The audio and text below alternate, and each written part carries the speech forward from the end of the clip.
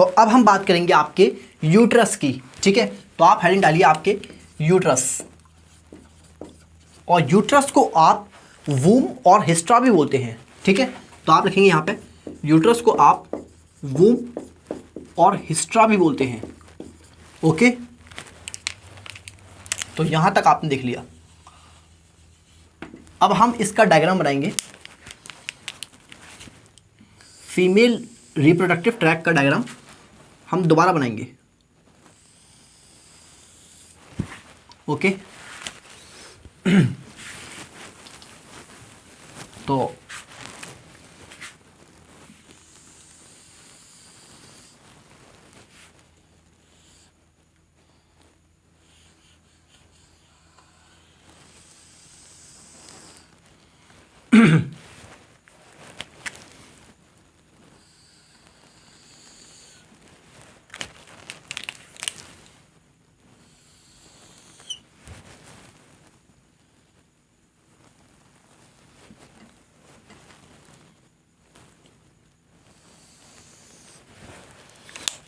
तो ध्यान से देखते रहिए, आप ध्यान से देखते रहिए।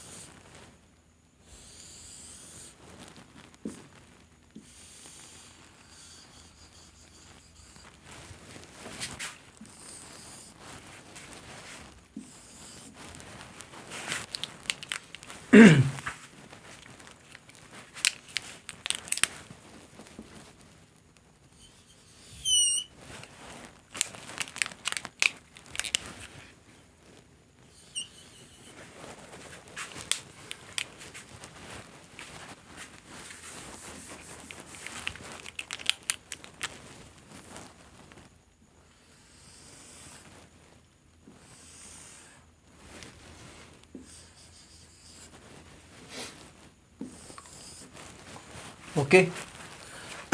तो आप देखिए यहाँ पर ये आपका यूट्रस है, ठीक है। तो ये आपका क्या है, यूट्रस, ओके।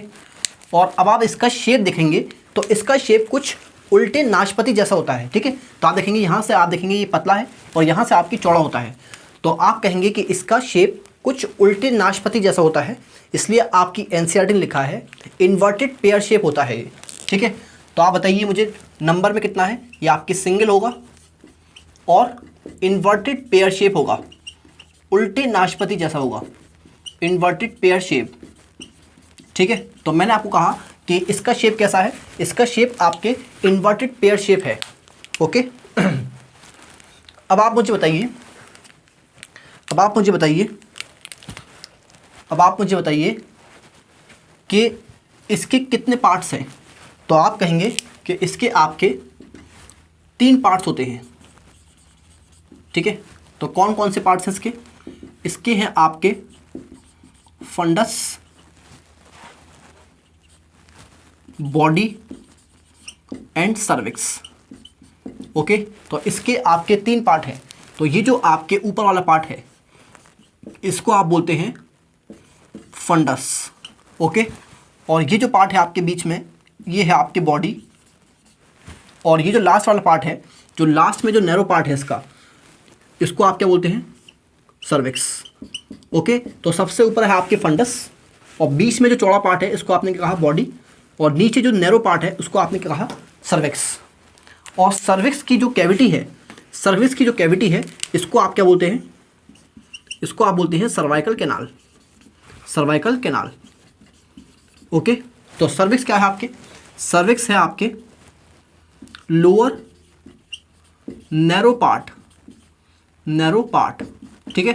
तो यूट्रस का जो नीचे का नैरो पार्ट है यूट्रस का, नीचे का जो नैरो पार्ट है उसको आप क्या बोलते हैं, सर्विक्स, और इसी की कैविटी को आप क्या बोलते हैं, सर्वाइकल कैनाल। ठीक है, तो आप लिखेंगे यहाँ पर कि cavity of cervix is called cervical canal. Okay, और ये है आपकी क्या, वजाइना। ठीक है, अब आप ध्यान से देखिए कि ये जो आपकी यूट्रस है ये आपके एब्डोमेन, लोअर एब्डोमेन में होता है, यानी कि पेल्विक रीजन में है, और ये भी आपके अटैच होता है पीछे, किससे, पीछे ये आपके अटैच होता है पेल्विक वॉल से। किसके थ्रू अटैच है, तो आप कहेंगे ये अटैच होता है आपके लिगामेंट से।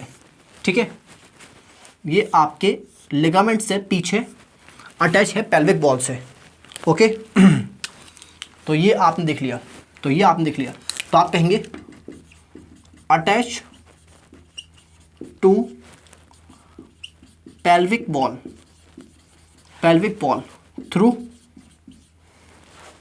Through ligament. ठीक है, तो ये लिगामेंट के थ्रू आपके पीछे पेल्विक वॉल से अटैच है। तो यहाँ तक आपने देख लिया। अब आप मुझे बताइए कि यहाँ पर आपके मतलब यहाँ पर आपके जो यूट्रस है उसके अंदर कितनी आपकी लेयर होती हैं। ठीक है, तो आप कहेंगे जो यूट्रस की वॉल है वो आपके 3 लेयर से मिलकर बनी है। ठीक है, तो आप लिखेंगे यहाँ पे यूट्राइन वॉल। तो यूट्राइन वॉल जो है आपके, वो आपके 3 लेयर से मिलकर बनी है। ठीक है, तो आप कहेंगे जो आउटर मोस्ट है, तो आउटर मोस्ट को आप क्या बोलते हैं, आउटर मोस्ट लेयर को आप बोलते हैं पेरीमेट्रियम। ओके, तो मैंने आपको कहा कि जो यूट्रस की वॉल है वो यूट्रस की वॉल आपके 3 लेयर से मिलकर बनी है, और आउटर मोस्ट को आप क्या बोलते हैं, पेरीमेट्रियम। ओके, और जो बीच में है आपके, जो बीच में आपकी लेयर है इसको आप क्या बोलते हैं, मायोमेट्रियम। ठीक, तो बीच में जो आपकी लेयर है उसको आप क्या बोलते हैं,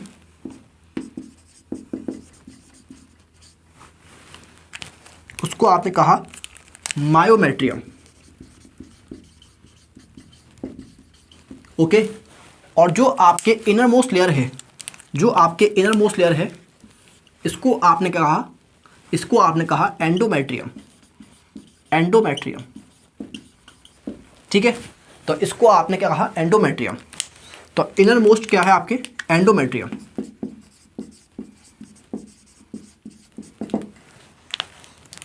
ये है आपके एंडोमेट्रियम।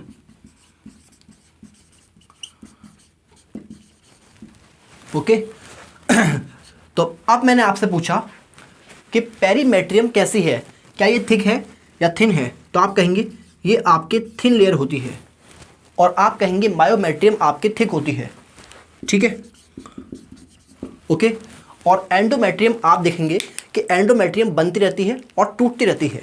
ठीक है, तो एंडोमेट्रियम आपकी बनती रहती है और टूटती रहती है, तो इसकी थिकनेस आपकी वेरिएबल होती है। ओके, चलिए अब आप देखिए यहाँ पर ध्यान से कि ये जो आपके पेरीमेट्रियम है ये आपकी कैसी होती है, नेचर में मेम्ब्रेनस होती है, मेम्ब्रेनस। तो ये थिन मेम्ब्रेनस होती है, और आपकी बनी होती है किससे, मेड ऑफ कनेक्टिव टिश्यू। तो ये आपके कनेक्टिव टिश्यू से बनी है। ओके, ये आपके कनेक्टिव टिश्यू से बनी है। और आप देखिए कि ये जो मायोमेट्रियम है ये आपकी किससे बनी है, मेड ऑफ, ये बनी है आपकी मेड ऑफ स्मूथ मसल। ये आपके स्मूथ मसल से बनी है। तो जो बीच की लेयर है आपकी कैसी है, वो स्मूथ मसल से बनी है। ओके, तो अब आप देखेंगे कि जब यहाँ पर आपके यूट्रस में या यूट्राइन कैविटी, इसको आप क्या बोलते हैं, यूट्राइन कैविटी,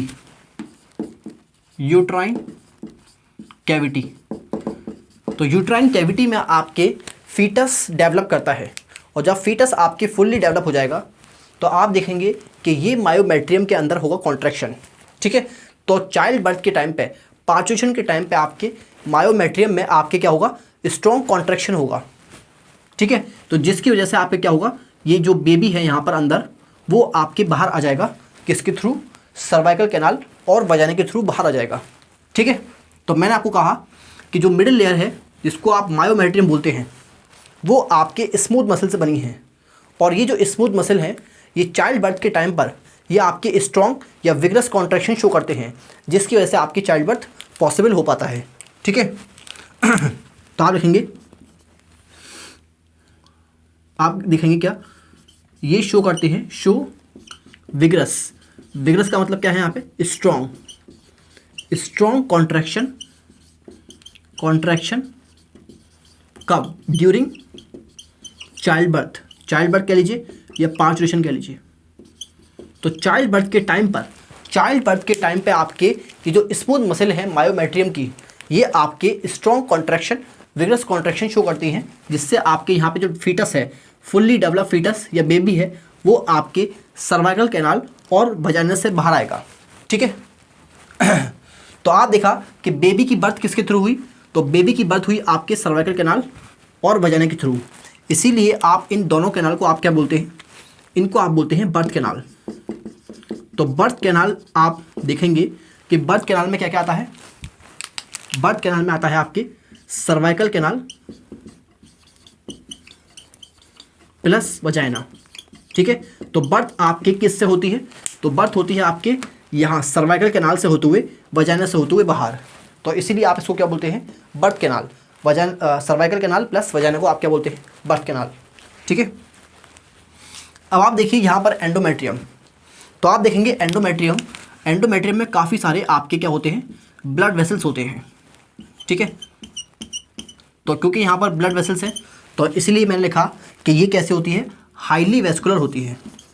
हाईली वेस्कुलर का मतलब है यहाँ पे कि बहुत सारे ब्लड वेसल्स होते हैं। और आप देखेंगे यहाँ पर आपके ग्लैंड सेल्स भी होते हैं, काफ़ी सारी ग्लैंड्स भी होती हैं। ओके। तो इसीलिए आपके क्या है, ये आपके ग्लैंडुलर भी है। तो ये आपके वेस्कुलर भी है और ग्लैंडुलर भी है। ओके। चलिए अब आप देखेंगे मेंस्ट्रुअल साइकिल के टाइम पे आपके ये बार बार टूटेगी और बनेगी। ठीक है। तो हर एक मेंस्ट्रुअल साइकिल में आपकी ये टूटती है और बनती है, ठीक है। तो ये आप देखेंगे कि जब मेंस्ट्रुअल साइकिल स्टार्ट होगी तो टूट जाएगी, और मेंस्ट्रुअल साइकिल खत्म होते होते ये दोबारा बन जाएगी। तो फिर दूसरी मेंस्ट्रुअल साइकिल आएगी, फिर टूट जाएगी, और फिर आपके मेंस्ट्रुअल साइकिल खत्म होते होते ये आपके दोबारा बन जाएगी। तो ऐसे ही चलता रहेगा। तो आप कहेंगे कि ये आपके क्या जाती है, ये आपकी साइक्लिक चेंज में जाती है ड्यूरिंग मेंस्ट्रुअल साइकिल। ठीक है। तो आप लिखेंगे undergo cyclic change during menstrual cycle. ठीक है। तो ये आप देखेंगे कि एंडोमेट्रियम टूटती रहती है, बनती रहती है मेंस्ट्रुअल साइकिल के टाइम पे। ओके। इसलिए आपने क्या लिखा, undergo cyclic change during menstrual cycle. तो जब हम मेंस्ट्रुअल साइकिल पढ़ेंगे तो तब मैं आपको इसके बारे में और बताऊंगा। ओके। चलिए यहाँ तक आपने देख लिया, तो यहाँ तक आपने देख लिया तो ये आपने देख लिया क्या, यूट्रस के बारे में। ओके। अब एक सवाल ये है कि इम्प्लांटेशन, ब्लास्टोसिस्ट का इम्प्लांटेशन कहाँ होता है। तो आप देखिए कि ब्लास्टोसिस्ट जो आपके इम्प्लांट करता है, वो आपके करता है एंडोमेट्रियम ऑफ फंडस। तो फंडस के एंडोमेट्रियम में इम्प्लांटेशन होता है। तो आप लिख लीजिएगा यहाँ पे इम्प्लांटेशन अकर। ओके।